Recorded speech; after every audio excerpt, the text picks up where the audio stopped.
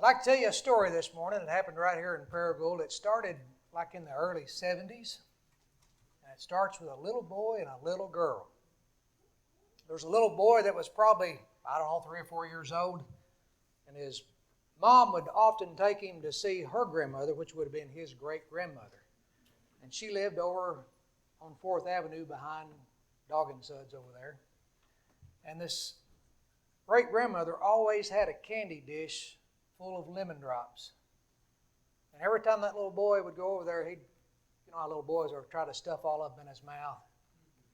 Try to get all of them. And she would say, now listen, you got to save some of that candy because the little neighbor girl comes to see me and she likes those lemon drops. And it wasn't long that the grandmother passed away and the little boy had no other cause to be over there anymore. So we're going to move up to about 13, 14 years later. Boy met a girl, started dating this girl, and they happened to be out on the swing porch one night talking. And she started talking about her old neighbor lady that she used to have. So she used to come out in her little house dress and in her slippers. And then she said something that hit a nerve with the boy. She goes, I remember she used to save me lemon drops. And the boy said, save you lemon drops? She said, yeah, she told me that she used to have to make her grandson save lemon drops for her. And the boy goes, well, what was the lady's name? And she told her, and the little boy said, that was me that saved you the lemon drops. Now that's a pretty good coincidence, ain't it? And a lot of people would say that was a sign that they were meant to be together, right? And what we have today is we have a lot of people that are still looking for a sign when it comes to the Bible. I've talked to people that still believe miraculous things happen, and they say, well, that was a sign, stuff like that. People are still looking for that. Some denominations, what are we up to? Over 5,000 denominations. Some denominations believe in signs. But let's take a look at that today. A few examples of what we've seen here. Let's start with Moses. Moses was witness to a burning bush. We all know this story, right?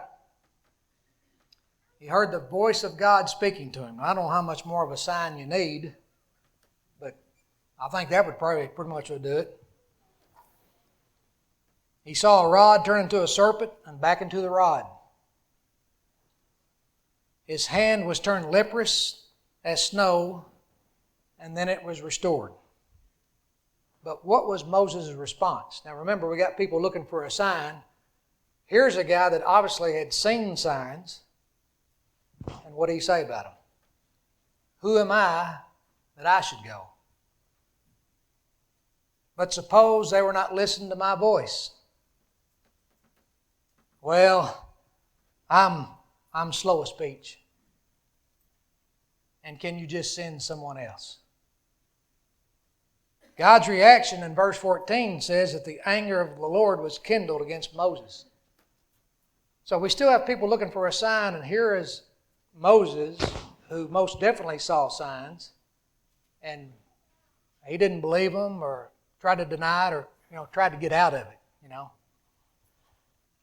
I'm going to say, and you can always say, well, I do this. You don't really know until you be put in that position.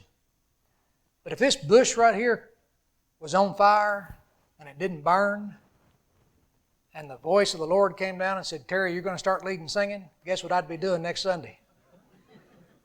Now, I say that because I can't sing, and I know that because more than one person has told me. And I remember, and I was told at a young age, I was painting the chicken house with my grandpa one time, and I was singing as we were painting, and finally he said, hey, if I gave you a bucket, could you carry a tune? I said, well, yeah. And he said, here's a bucket, go bury that thing in the backyard. He couldn't paint no more with me singing, I guess. How about the children of Israel? Now, they saw some signs, didn't they? Look at this. Witness to the 10 plagues. And that must have been an amazing thing to behold right there. Led out of Egypt by a pillar of cloud during the day and a pillar of fire at night. I mean, and we don't really know what that looks like, but I can just only imagine what that looked like, you know. If you just seen fire in the sky, I mean, you think, where's that coming from? How is that there? Here's this is the one that would get me out here. Saw the Red Sea part as they walked across on dry ground through walls of water. Now, can you imagine walking on dry ground and the sea parted on both sides? Now, if you ever watch some of the history of the Red Sea, you know, a lot of people say, well, that was in the shallowest part, like, you know, it was like a puddle. But where they found chariot wheels is in the deepest part of the sea. Can you imagine walking through there? Not, let's just say they're as tall as these walls here. Walls of water on both sides. Wouldn't that just be amazing? Then they watched the walls come brought down on the Egyptians as they were chasing them. But what was their response? Again, here's a group of people that seen amazing things that we only get to read about. What, you've led us here to die? That was one of their complaints they had. We've been better off just serving the Egyptians than to be here. What are we going to drink? In Egypt we ate meat and bread until full, but you brought us to the wilderness to kill whole assembly with hunger. It's kind of like man, ain't it? You see all these great things people's done for you, and you know it's kind of like, what have you done for me lately? Not what you did for me last week. You know, some people have a short memory. And they went on and on with this. Naaman, I think, is a great example of looking for a sign. You remember he had leprosy. And Naaman was a guy, pretty good statue. And he was told that there was a prophet that could help him out. So he goes to the man of God in Samaria that could heal his leprosy. He went and stood at the door of Elisha's house. But remember, did Elisha come out and speak to him? No. He sent a servant out. He didn't even come out and speak to him. He sent a servant out and told him what to do. He said to, and this made Naaman mad, because what did the servant tell him to do? Go dip in this river Jordan 7 times. And Naaman said to himself, surely he will come out to me and stand and call upon the name of the Lord and wave his hand over the place and heal me. But Elisha just sent out the messenger. He said, he just told me to tell you, go dip in the water 7 times. Naaman became furious, and he basically threw a fit. Are there not better waters in all of Israel that I could have washed in? You know what his servant said? He said, if the prophet would have told you to do something great, we've not done it. In other words, who do you think you are? What difference would it make if he told him to do something great, then instead of just go dipping in the water 7 times? What difference does it make? Sometimes, you know, we think we know what's best.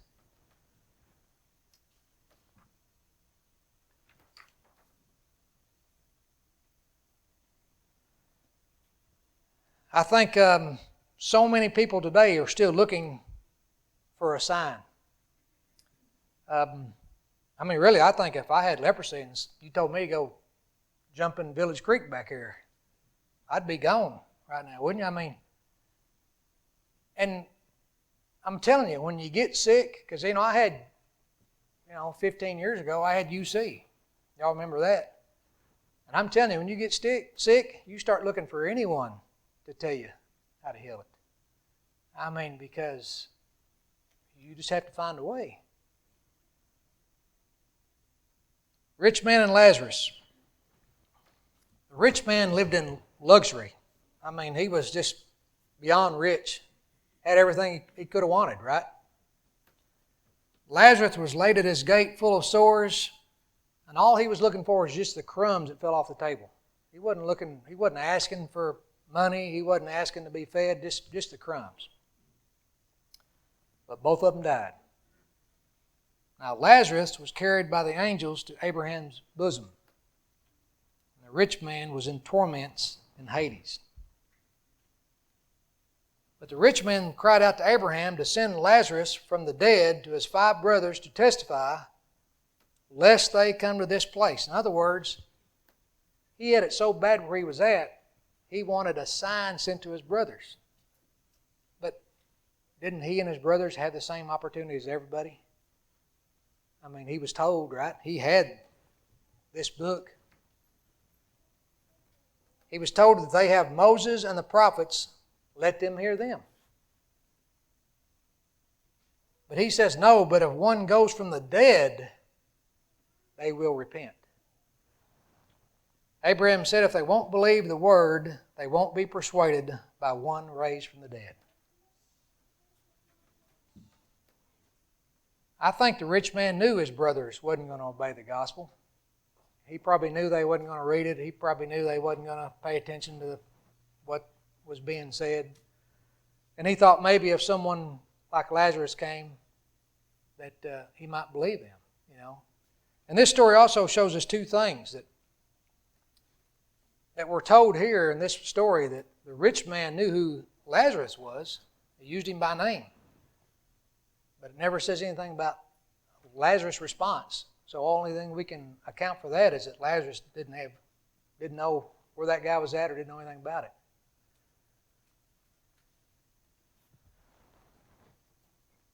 You know, the thing about reading for your own understanding, and I encourage folks, if there's something that I say today that's not in this Bible, and I'm sure Sean will tell you the same thing, if it's wrong, you need to be looking at that. So many denominations depending on what the preacher says. And I'll use myself as an example. I grew up in a Baptist church, and we were not encouraged to study the Bible. We were encouraged to listen to the preacher. And what we had a bad habit of doing is taking a verse here and a verse there and putting them together instead of reading the whole story. And a prime example of that is John 3:16. Everybody in the Baptist church can repeat John 3:16. For God so loved the world, He gave His only begotten Son, that whosoever believes in Him should not perish but have everlasting life. They believe. That's all you got to do to be saved. If we would have just taught ourselves to go up and read, starting with verse 1, if you remember the story, that they're asking Jesus, how man be born again? And Jesus even says, has to be born of water. But we didn't teach that because that didn't fit what we were trying to teach. So I encourage you to study this Bible, and if you find that something's wrong or we're wrong, but don't just depend on man.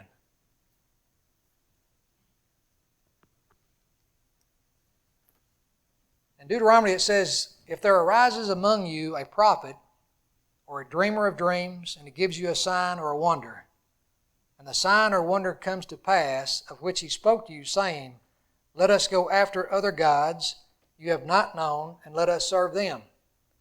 You shall not listen to the words, for the Lord your God is testing you, whether you love the Lord your God with all your heart, with all your soul. In other words, these denominations that are looking for these other signs, they're just seeking something else. And unfortunately today, once money gets involved, everything gets corrupted. I mean, we got so-called preachers that are on TV that are worth millions. And, they write books and they got that warm, fuzzy stuff. And I don't think they ever really tell much of the truth. I mean, they tell part of the truth. They just don't tell the whole story sometimes.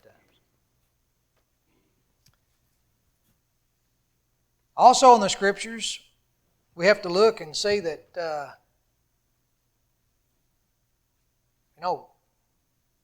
no one there didn't want to ask me about anything in there. So, not asking for my opinion. I can't find any passages that say, now Terry, I need you to interpret this verse right here and explain it to those you come in contact with. I haven't seen that. I did find in 2 Peter 1:20 it says, knowing this first, that no prophecy of Scripture is of any private interpretation. So that means it belongs to God. It doesn't belong to us, right?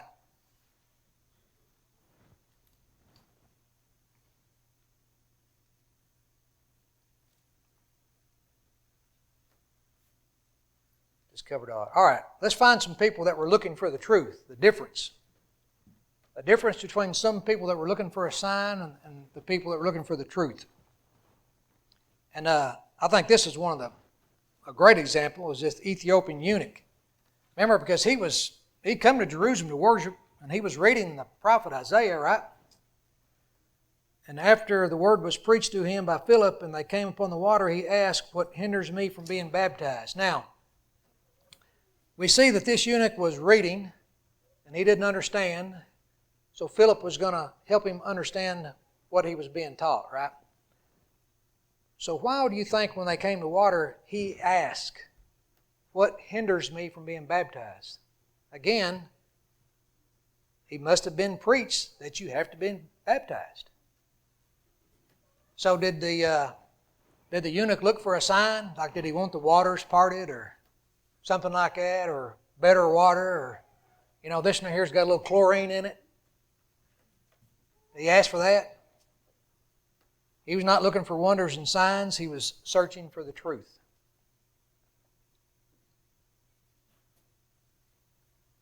Also, let's look in Cornelius.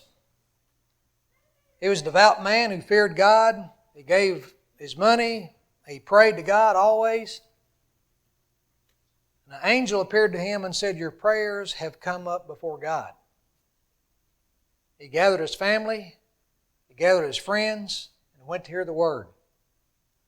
When Peter preached unto them, they believed and were baptized. Now, some may say, well, yeah, he had an angel sent to him. Divine intervention. Well, the thing here is Cornelius was searching for the truth. He was looking for the truth. He didn't let a priest or whoever tell him what was right. He was searching for the truth. It says, "Then the Pharisees came to seek and began to dispute with him, seeking him a sign from heaven to test him." See the Pharisees here, looking for a sign. But he sighed deeply in his spirit and said, "Why does this generation seek a sign? Assuredly, I say to you, no sign shall be given to this generation." There's not a sign coming, folks. There's just not one coming. How about if we just look at the easy stuff? If you got up this morning and you still had your sight, maybe that's a sign you can read the Bible. If you woke up this morning and you were still able to hear, maybe that's a sign you could come to church and hear the preacher. Maybe those are signs. The problem is when we think of signs, we're looking for something extraordinary. And sometimes we just skip the small things. It seems to me that we're always looking for something better. Kind of reminds me of the two old country boys. Long time ago, they were sitting on the steps of an old general store out there sharing a grape soda. They couldn't afford one apiece. They were just sharing one. And one asked the other, "If you had $1 million, would you share it with me?" And his buddy said, "Would I share it with you?" He said, "Man, you're like a brother to me." He said, "I love you." He said, "Of course I'd share that with you." They sat there for a minute, and a few minutes later the old boy said, "If you had 2 hogs, would you share one of them with me?" He said, "Now wait a minute, that ain't fair. You know I got 2 hogs." Sometimes we're willing to give what we don't have, right? If I had $1 million, I'd share with you. But these 2 hogs I got, I'm not going to share them with you. Isaiah said, "Seek the Lord while he may be found, and call upon him while he is near." And I think that kind of means is some people have the opportunity and they miss it. You know what I mean? I know there's people that sat in the audience before and they felt like I need to go forward, and just for some reason they didn't. And I think they missed the opportunity sometime.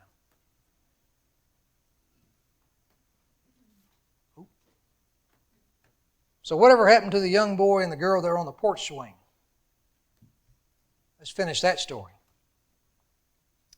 They did get married.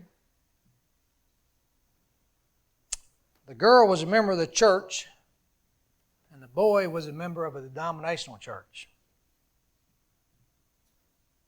And they moved off to a different state for several years. But when it came to church, the girl wouldn't budge. She was only willing to go to the Church of Christ. So what'd the boy do? Well, most of the time he just didn't go. Because the fish bite better on Sunday morning, So while she's gone, go fishing. Sometimes he would say things like, well, God's not that strict. He probably won't miss you today. She still went. And this went on for several years, folks, several years. And then they started going to church together, but the boy was just always trying to prove that he was right and she was wrong. Then they started going to church at East Main in Paragould, Arkansas.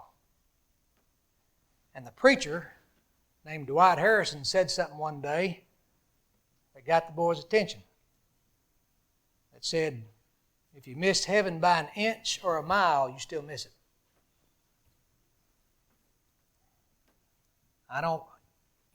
There's times, there's goals. If I miss something by an inch, I just assume not even participated. You get so mad. But can you imagine missing it by an inch or a mile? It doesn't make a difference, does it? If you miss, you miss. Well, as you probably figured out, the girl's sitting right there and the boy's standing right here. So I've been saving candy for Natalie for 50 years. But sometimes we don't need a sign. We just need a good example. And some of you are the only Bible that some folks will ever see. So we need to be a good example. And I remember that Sunday, and let's go back to this. I was baptized in a Baptist church. And then, you know what it came down to? It came down to just stop fighting. Just stop trying to prove that you're right and she's wrong, because she just kept winning. But once I just started reading the stuff, and like I said, it took a lot of years, but once you just start reading the stuff, you're like, well, that kind of makes sense. It wasn't that hard to understand. It's just that I wasn't taught to read all the scriptures, parts of it. But I remember that Sunday I came forward because I'd been looking at some stuff. And I remember that morning I said, well, I'm going to ask Dwight this morning before we get in there, because I didn't know whether I need to be rebaptized or not. And I saw him in the parking lot, but he was talking to someone on the way in. And I thought, well, I didn't get a chance to talk to him. I said, but I know he's going to be working a crowd in a little bit. I'll get to talk to him then. So sure enough, he came back around. And about the time he got to me, someone else talked to him. I said, oh, man, it's twice. And something happened that Sunday that usually never happens. He came back around. And I asked him that day, I said, Dwight, I need to know if I need to be rebaptized. And he told me, if you didn't get baptized for the right reason, and a lot of times the Baptist church baptizes you to be a member of the Baptist Association. And I said, well, I need to be rebaptized. I didn't tell him that. I just asked him the question. Well, he must have sensed it. He told Kevin Kill to go to Walmart to buy some clothes for me to be baptized in. Now, I'm not real sure, but I think Kevin misjudged the sizes a little bit, because he brought back some sweats that I looked in them, there were 4X. And all I could think about, when those get wet, I said, man, I can't wear those things. But luckily they had some other stuff to wear. And I was able to be baptized. You know, the hardest part about coming forward is that first step out of the aisle. It's not the steps you take forward, it's the one you take sideways. That's the hardest step. Because, you know, you get that sick feeling in your stomach, and you know what you're supposed to do, you're just kind of scared to do it. That's the hardest part to do. But there's no more signs, folks. There's not a sign coming. The only sign is you got to read that Bible and just do what it says. And if there's anybody in this room today that we can help, please come forward as we stand and sing.